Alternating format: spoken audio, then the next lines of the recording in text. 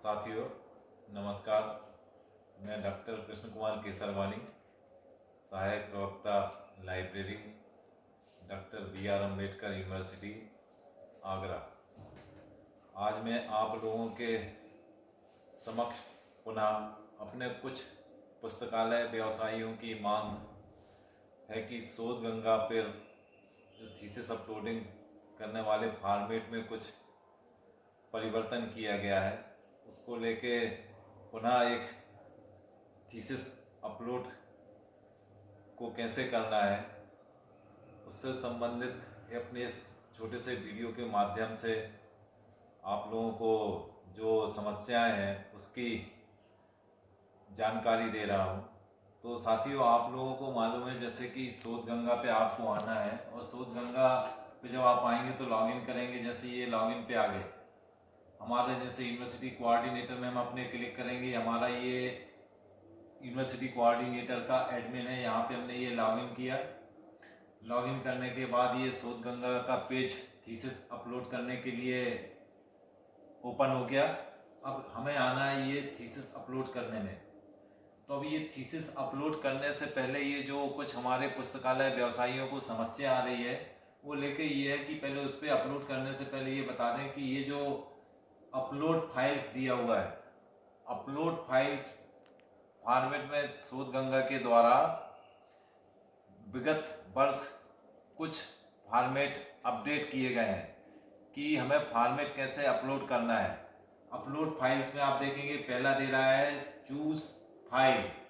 Choose file के नीचे दे रहा है आपको यहाँ पे चूज फाइल में जब आप क्लिक करेंगे तो आपको ये अपने इसमें से फाइल चूज करना है, ठीक है, डेस्कटॉप पे जो भी आप पीडीएफ बनाएंगे। इसके बाद आपको ये दे रहा है, इसमें चूज फाइल में आपको अपना यहाँ पे टाइटल देना है, पहला पेज बनाना है। चूज फाइल में आप जो टाइटल का पेज बनाएंगे उसमें आप अपना टाइटल दे देंगे। अब दूसरा इनका जो पीडीएफ दिया है, दूसरे पीडीएफ में इन्होंने इकट्ठे बना दिए हैं प्रीलिमिनरी पेजेस।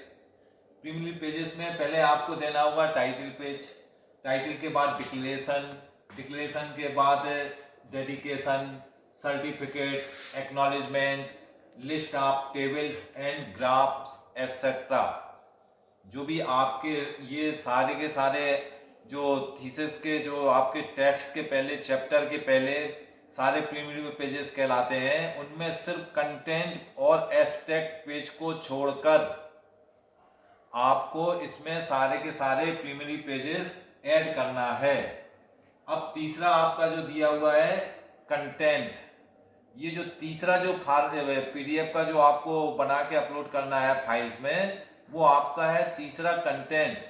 इसमें जो भी कंटेंट्स दिए होंगे आप कंटेंट्स को बनाकर अपलोड करेंगे। अब उसके बाद चौथे में दिया हुआ है एब्स्ट्रैक्ट। तो ये आपके जो चैप्टराइजेशन चालू होने से पहले और आपके जो पीडीएफ बनाकर थीसिस के अपलोड करना है शोध गंगा की रिपोजिटरी पर, तो ये आपको आपने पहले इसके कंटेंट फाइल पीडीएफ फॉर्मेट में बना ली। अब इसके बाद आपका 5 में चैप्टर्स हो जाएगा, 5 में फोल्डर्स हो जाएगा, chapter 1, chapter 2, chapter 3, chapter 4, chapter 5। अब मान लो अगर कोई थीसिस चैप्टर 5 से अधिक है तो चैप्टर 5 से अधिक के लिए आप यहाँ से ऐड मोर फाइल कर सकते हैं। अगर कोई थीसिस किसी थीसिस में 7 चैप्टर दिए हुए हैं, 8 दिए हुए हैं, 10 दिए हुए हैं, जितने भी दिए होंगे तो ऐड फाइल से ये करते जाएंगे। फिर इसके लास्ट में ये जो दे रहा है, जैसे यहाँ पे एनेक्जर 10 में सो रहा है चूज फाइल के, उसमें एनेक्जर हो रहा है, तो एनेक्जर में आपको अब एनेक्जर में भी आपका आएगा क्या क्या, बिब्लियोग्राफी, रेफरेंसेस, क्वेश्चनेयर, मैप्स और पब्लिकेशन एटसेट्रा। ये तो आपको मतलब ये जो फॉर्मेट फाइल अपलोड करने का इन्होंने अपडेट किया है शोध गंगा वालों ने, तो अब आपको इस तरीके से सारे फॉर्मेट पीडीएफ में आप बना लेंगे। पीडीएफ में बनाने के बाद फिर आपको लास्ट ऐड रिकमेंडेशंस वाला वही आता है कि आपका जो भी कंक्लूजन, सजेशंस, रिकमेंडेशंस दी होंगी तो उसका 80 अंडर स्कोर वाला 80 अंडर सी वाला रिकमेंडेशन का फॉर्म हो जाएगा। अब चलिए एक इसमें एक चीज और आ गई कि आपको कोई भी थीसिस अपलोड करने के लिए सिर्फ 10 मिनट का टाइम दिया होता है। जैसे देखिए आपको हम अभी ये प्रीलिमिनरी देने में, ये हमारा यहाँ कर्सर है, ये सेशन टाइम दे रहा है अभी तक 6 मिनट 12 सेकेंड हो गए बचे हुए हैं। तो ये आपके अभी तक हमारे लगभग 4 मिनट आपको ये चीज बताने में खपत हो गए हैं। अब कभी कभी क्या रहता है कि हमें थीसिस अपलोडिंग में नेट की प्रॉब्लम रहती है, तो पहले सारा का सारा आप जो बताया कि आपका जो टाइटल है, रिसर्चर का नाम है, सुपरवाइजर का नाम है, आपका जो एब्स्ट्रैक्ट है, पहले जो भी थीसिस अपलोड करना है तो उसको आप अपने डेस्कटॉप में पहले तैयार करके टाइप करके रख लीजिए सारा का सारा, जिसमें आपको समय सीमा जो आपकी थीसिस अपलोड करने की है 10 मिनट के ही अंदर, अगर 10 मिनट में हमारा थीसिस अपलोड नहीं हो पाया तो ये हमें फिर से ये प्रोसेस पूरा करना पड़ेगा। तो चलिए अब आपके सामने थीसिस को हमें अपलोड करना है। इस थीसिस को हमने सारी की सारी तैयारी पहले से करके रखी हुई है। अब हम फिर से आते हैं थीसिस अपलोडिंग में। अब ये थीसिस अपलोडिंग में आ गए कि जैसे हमारे पास ये जो दिया हुआ है, हमारा थीसिस किस विषय का है, ये है हमारा थीसिस है संस्कृत का। तो यहां से संस्कृत का थीसिस है हमारा। अब हमारा यूनिवर्सिटी का यहाँ पे यूनिवर्सिटी नेम दिया हुआ है, हमें सिलेक्ट में आना है डिपार्टमेंट में, department of Sanskrit. Department of जब संस्कृत में हम ये आ गए साहब, ये डिपार्टमेंट ऑफ संस्कृत हमने क्लिक कर दिया। नेम ऑफ रिसर्चर ये हमने पहले से टाइप करके रखा हुआ था। अब ये सुपरवाइजर का जो नाम दिया हुआ है शर्मा राम सेवक, ये सुपरवाइजर हो गए।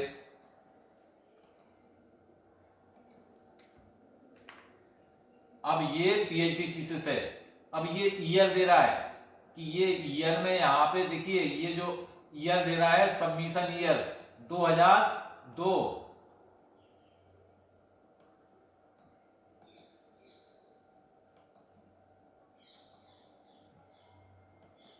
ये रजिस्ट्रेशन ईयर नहीं दिया है, इसमें सबमिशन ईयर है। और चूंकि जब हमने इसका जानकारी निकाला तो ये 1998 ये ईयर है फॉर एग्जाम्पल। अब इसके बाद यहां पे जब हम आ गए, ये कब हुआ 2002 में। ये अब अवार्ड ईयर आफ्टर 2019, तो ये अवार्ड ईयर क्योंकि ये 2002 के पहले हो चुका तो इसको हमने कर दिया नो। तो ये यहाँ पे अवार्डेड ईयर दे दिया 2002। अब आपका ये आ गया साहब। अब आपको यहाँ पे टाइटल डालना है, ये आपने इसका टाइटल डाल दिया। अल्टरनेटिव टाइटल कुछ नहीं है, यहाँ पे नन कर दिया। अब हमें यहाँ पे इसका एब्स्ट्रैक्ट देना है। आपने यहाँ से लिया इसका, ये एब्स्ट्रैक्ट हमने पहले से थीसिस का जो दिया हुआ था तैयार करके रखा हुआ है, तो ये यहाँ पे इसका एब्स्ट्रैक्ट आ गया। अब इसके बाद ये नोट में, अब इसके नोट में दे रहा है कि इसमें बिब्लियोग्राफी पेजेस वेरियस पेजेस हैं, इसमें पेज की संख्या नहीं दी तो इसको हमने वेरियस पेजेस कर दिया। सेलेक्ट की